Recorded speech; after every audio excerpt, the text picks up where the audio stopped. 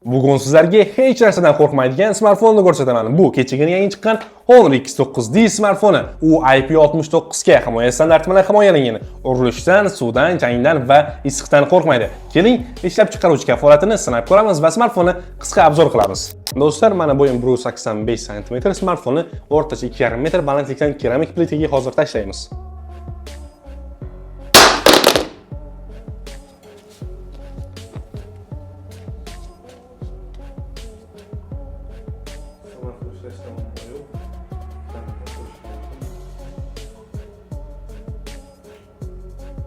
Demek birinchi testimizdan smartfon muvaffaqiyatli o'tdi. Do'stlar, endi bizda ikkinchi test, aynan mana shu mahsulotlarga smartfonni ekrani bilan zarba berib ko'ramiz. Undan keyingi holatni ekranning ishlatishini birgalikda zarbadan sinab ko'ramiz. Keyin mana chaqdi. Bundoq qilib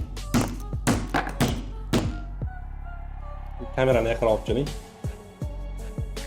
Xo'p, ekranimizni ishlatishini ko'ryapsizlar. Tartiblashdimi? Ekranimizda mana ko'rishingiz mumkin, hech qanaqa muammo bo'lgani yo'q ishlashda yoki qanaqadir svetida. Ya'ni ekran ikkinchi testdan ham o'tdi. Bizda uchinchi test.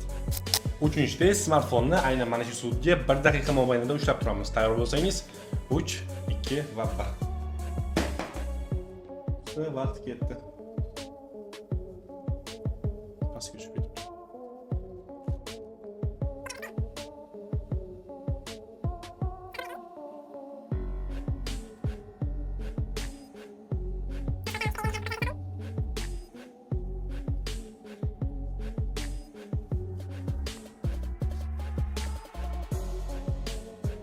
Bizda 2 soniya oldi, bir vaqt bo'ldi. Endi smartfonni olamiz va ishlatib ko'ramiz shu jarayonda.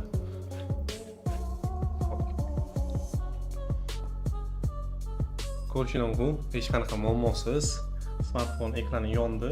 Bu ishlashini ko'rishingiz mumkin. Ekran suv, shu holatda mana smartfon ishlayapti, hech qanday muammosiz. Va bizda 3-testdan ham smartfon muvaffaqiyatli o'tdi.